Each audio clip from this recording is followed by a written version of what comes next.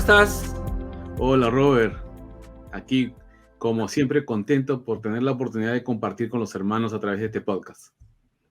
Y hoy día tenemos un tema, como siempre, todos los temas creo que traemos a las mesas son temas de discusión en la iglesia, pero es bueno conversar. Es importante que podamos evaluar las doctrinas que creemos y podamos examinarlas desde diferentes ángulos, porque esto nos facilita entonces evaluar si estamos en el marco bíblico o hemos perdido cierta perspectiva del marco bíblico. Y esto es necesario para que todos los creyentes puedan mantenerse en la fe que una vez fue dada a los santos, ¿no? Como dice el libro de Judas. Y hoy queremos conversar sobre la confesión positiva. La confesión positiva, ese es un tema candente porque se parece mucho a la fe. Oye, hay un momento, dice, se parece a la fe, o sea que la confesión positiva no es la fe. No es la fe, no es la fe. Y por eso tenemos que partir de la definición, porque yo pienso de que los conflictos surgen cuando la gente usa una terminología y no sabe de dónde procede, no sabe cuál es el significado exacto de las palabras y lo utiliza en un contexto cristiano y hay una fusión con algunas verdades cristianas y por eso lo hacen más difícil de detectar. Porque, por ejemplo, el apóstol Pablo en Filipenses capítulo 4, verso 8 dice lo siguiente: por lo demás, hermanos, todo lo que es verdadero, todo lo honesto, todo lo justo, todo lo puro, todo lo amable, todo lo que es de buen nombre, si hay virtud alguna, si hay algo digno de alabanza, en esto pensad. Este es un ejercicio que el apóstol Pablo maneja para mantener una mente libre de cualquier influencia nociva, de ansiedad, de preocupaciones, ¿no? No está negando la realidad, pero algunos lo usan para decir, entonces, como consecuencia, solo podemos hablar de cosas positivas. Y ya llegan al extremo de darle a las palabras un poder sobrenatural para crear realidades físicas. Por eso dicen, cualquier confesión, me duele el hígado, ay no, estás atrayendo, estás creando una enfermedad en ti mismo. Y ahí viene la negación del uso de cualquier término negativo. Y eso contradice al apóstol Pablo, pues, porque Pablo dice, yo soy preso de nuestro Señor Jesucristo, ¿no? Él dice que está preso, entonces él no niega la realidad. La confesión positiva niega en muchos campos la realidad, porque le ha conferido a las palabras un poder que no tiene. ¿Cuál es la función de la palabra, de la articulación de nuestras palabras? ¿Cuál es la función? Comunicar. Nosotros no tenemos poder creativo. En cambio, la confesión positiva plantea de que nuestras palabras tienen poder para crear nuestra realidad. Esa es la crisis. Están dando un nivel, digamos, superior a nuestras palabras, ¿no? Si la confesión positiva pudiera crear, ¿qué pediría yo primero? Ser joven, ¿no? O pediría que mi esposa no pase de los 25 años, ¿no? Poder creativo, pero eso nunca va a suceder, porque estamos en este proceso natural de desgaste establecido por el Señor, porque es una consecuencia del juicio sobre el pecado que afecta a toda la humanidad, ¿no? Ese juicio del Señor hace que nosotros estemos, querramos o no, envejeciendo y como consecuencia llegaremos a morir. Pero la confesión positiva dice, no puedes decir nada negativo porque lo atraes. Tu hijo está en pecado, está mintiendo, está robando. No, mi hijo es un hombre de Dios. Mi hijo obra porque Dios está actuando en él y no se da cuenta que está negando una realidad. O sea, aquí quiero aclarar esto, ¿no? Porque en muchos casos yo también he dicho, usted tiene que orar por su hijo y confiar que Dios va a obrar en él. Pero la confesión positiva no centra la fe en el Señor, centra la fe en nuestras palabras. Lo que tú dices se hará. Confiésalo y lo obtendrás. Y ahí está la diferencia. La fe se enfoca en lo que el Señor Jesucristo ha hecho por nosotros. Se enfoca en quién es Él, se enfoca en sus promesas, no en las fantasías de mi mente. Entonces yo puedo decir, mi hijo está en pecado y tengo que confrontarlo con su pecado, ¿no? para que Dios pueda obrar y pueda hacer salvo. Pero si yo niego esa, le digo, no le digo nada, solo digo, tú eres un siervo de Dios, el Señor va a obrar en ti, estamos llevando al extremo una verdad y le estamos dando significados distintos a lo que la Biblia propone para lo que es la fe. Es importante porque ha mencionado que esta enseñanza pone nuestras palabras en un nivel creativo, o sea, y he A un visto, nivel de Dios. sí, como Dios en Génesis 1 creó el mundo con su palabra, nosotros como hijos suyos tenemos ese mismo poder. Pero ¿cuál es la diferencia? Tú mencionas un momento la fe. ¿Podrías explicarlo una vez más la diferencia entre la fe y la confesión positiva? La confesión positiva pone la confianza en la articulación sonora de nuestras palabras, para decirlo así.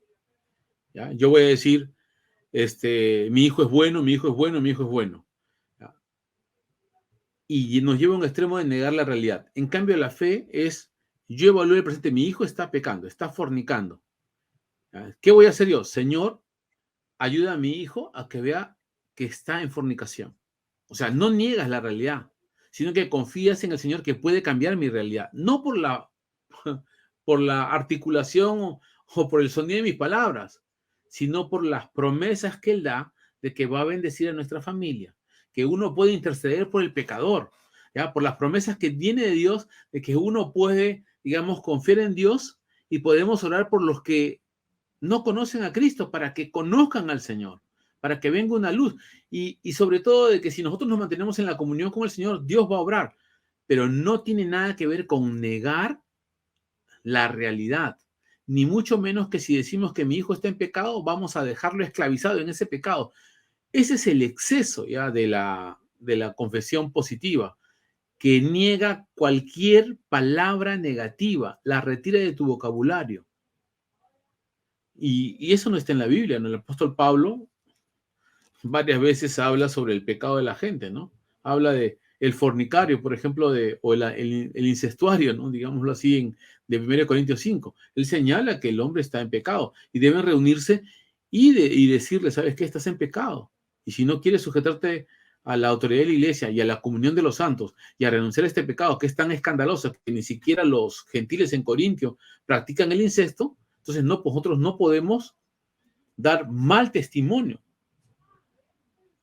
No es que no enfrentes la realidad, no es que no hables del pecado que la gente comete, no es que no les hables, no puedes decir que si este hermano está enfermo, porque ellos niegan hasta digamos, el hecho de decir que tienes una enfermedad y que si vas al médico y el médico dice que tengo cáncer al hígado, tengo cirrosis, no lo repitas, porque lo único que haces es que se haga realidad. No es cierto. Tú solamente admites la realidad que está pasando, pero confías en que Dios la puede cambiar, que es muy diferente.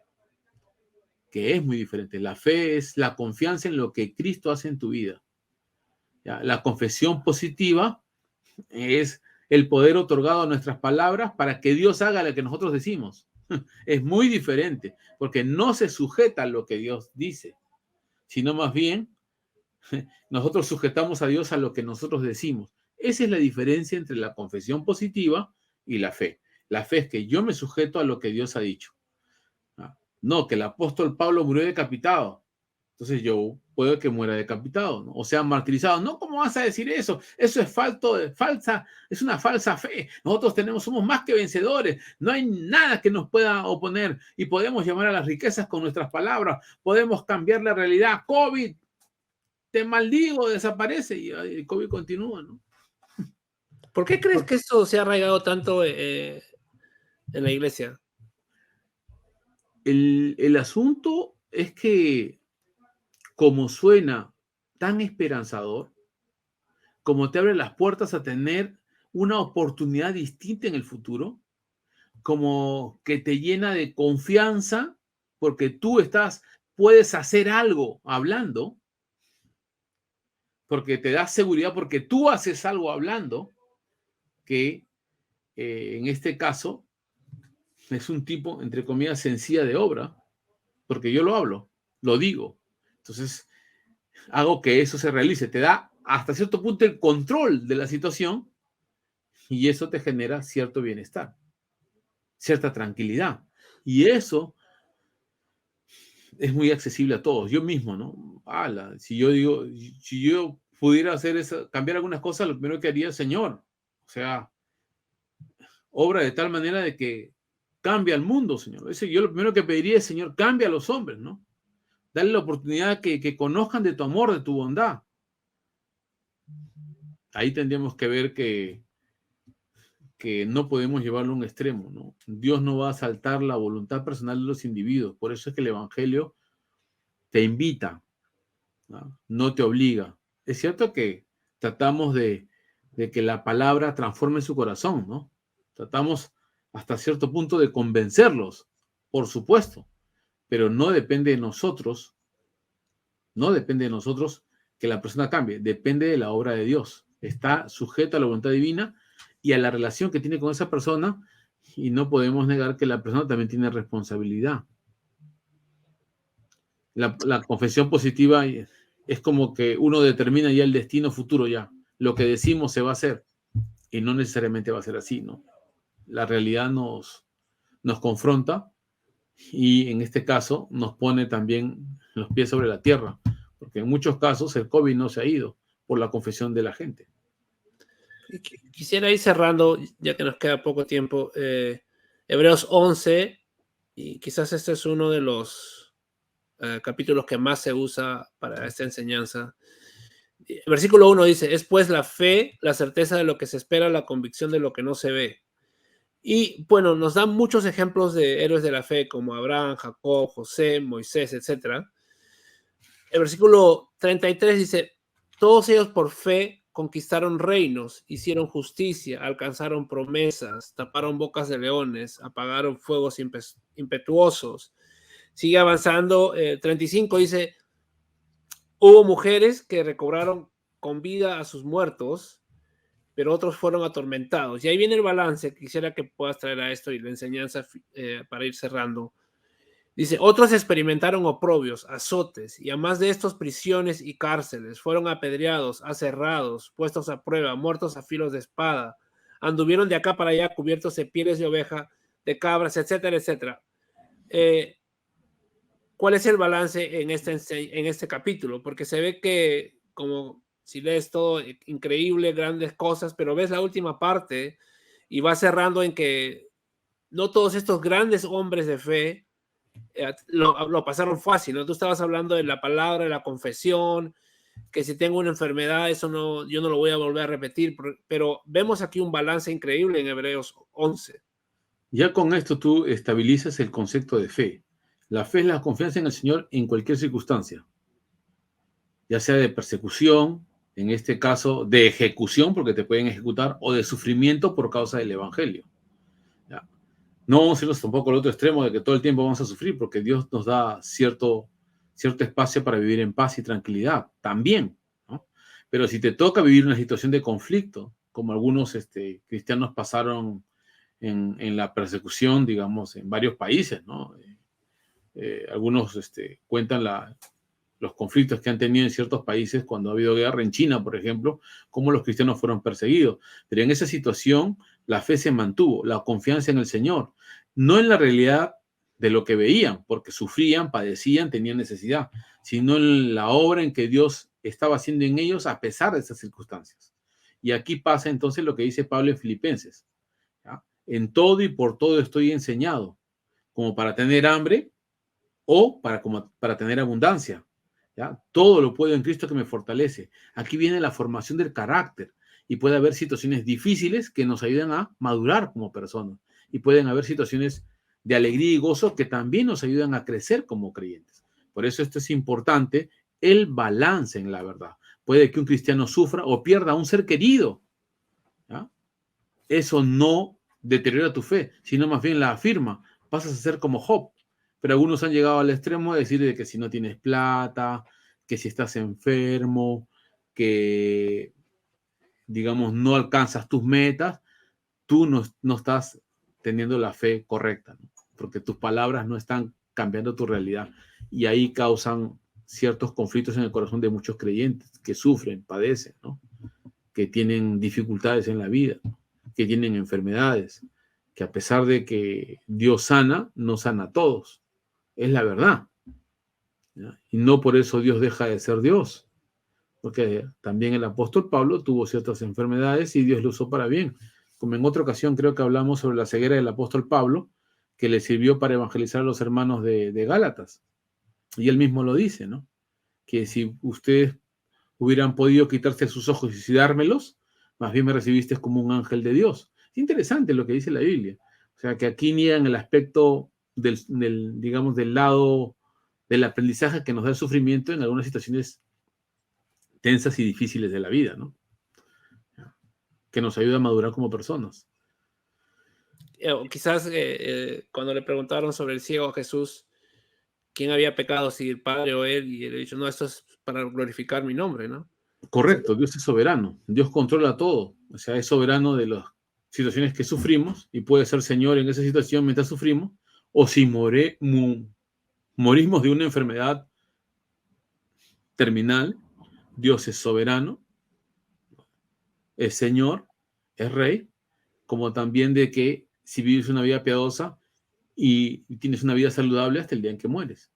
Dios es Señor en ambos casos. Por eso Pablo dice, sea que vivamos, somos el Señor, sea que muramos, somos el Señor. Y si vivimos, para el Señor vivimos, y si morimos, para el Señor morimos.